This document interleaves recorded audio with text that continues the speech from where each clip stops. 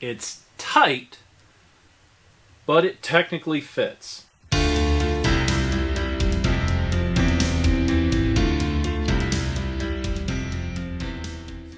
Hey everyone, I'm Grant the Rusty Autoholic guy, and welcome back to the channel. I am continuing work on trying to get this Volkswagen BEW turbo diesel installed into my right-hand drive TJ Wrangler.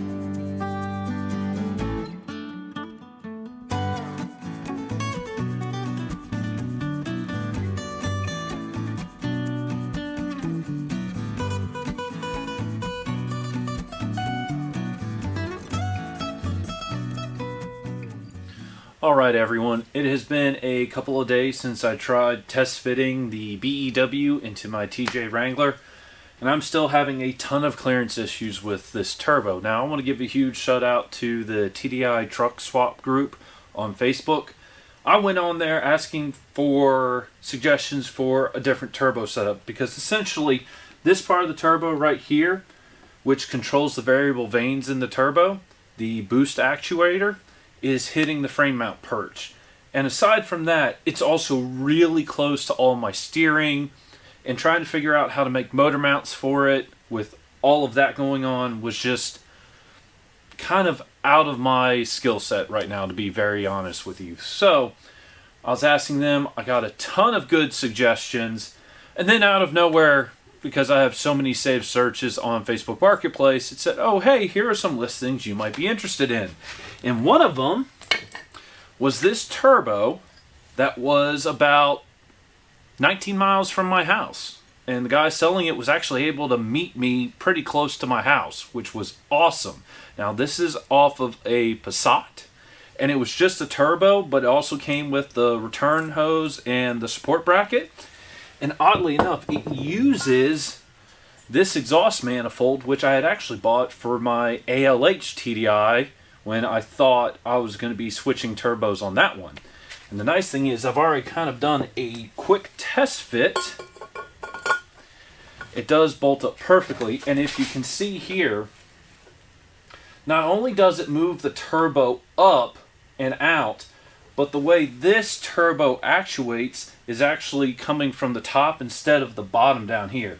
So what I'm going to spend the next little while doing is removing the turbo so I can mount this one. But the other thing I'm going to do at the same time is I'm not going to be running this intake. I had gotten this intake again for my ALH, but this will also work on my BEW, and this just flows better than the stock intake. I know it flows better on an ALH.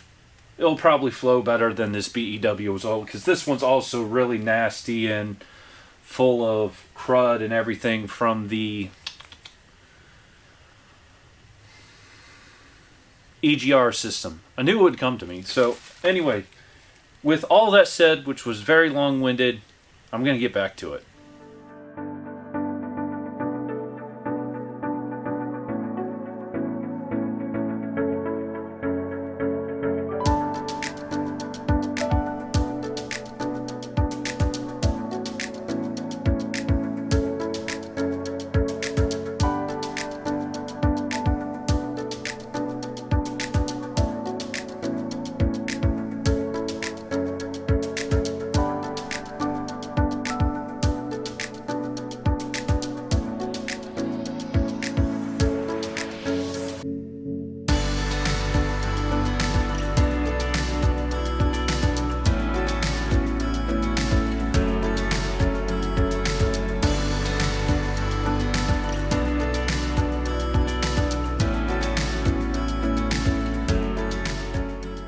all things considered, this went very smoothly, especially with my luck lately. I only snapped one bolt, and it was for this heat shield.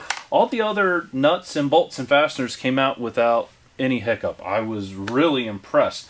I'm also really grateful to the seller who sold me this turbo. Came with the support bracket and the oil feed return line, and it fits perfectly, which I'm a little bit surprised at because this is not the manifold I got with this turbo. This was a manifold I had for the ALH for when I was going to put a different turbo on the ALH. So this all is looking really, really good. Now, one of the things I do need to look into, the turbo that I have, this original turbo, notice how this boost actuator, this is not, well, it is a boost actuator, but it has a sensor on it. I'm wondering if I'm going to have to remove that and install it on this one, which if I have to do that, that's not going to be a big deal. But even if I do, it's not going to get in the way of anything, which is my main concern. So with that said, I'm going to go ahead and clean up this area, put all my tools away, and then I will turn the camera back on and we're going to test fit this. Not with this intake, I was just seeing how this fit. But we're going to test fit this and see how my clearances are now with this new exhaust manifold and turbo setup in my TJ Wrangler. So, be back in a jiffy.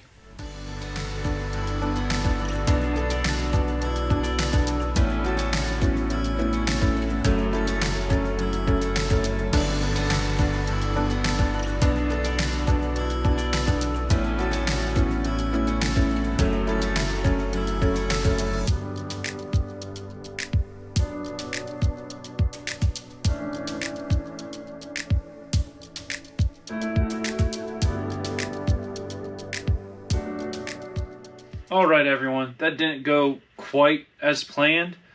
With the 20-degree tilt, which actually tilts the engine more, the turbo was going to hit my steering shaft, or at least it looked like it was going to. And I knew this was a possibility, so what I'm going to quickly do is undo the bolts on the adapter and move it to the 14 degree, which should stand everything up more. And we'll get this back in the engine bay. I also redid this. I had the chain hooked wrong, so the engine was wanting to turn on me.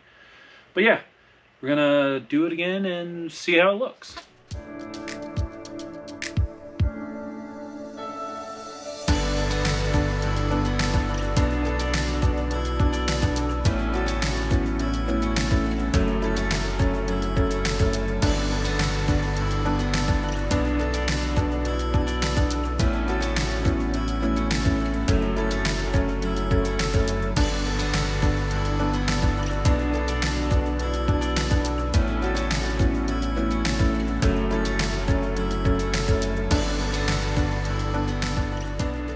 It fits. It's tight, but it technically fits.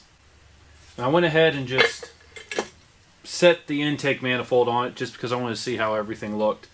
The other nice thing about having this turbo where it is right now, hooking up this to my current exhaust system is going to be super simple, which that I am looking forward to.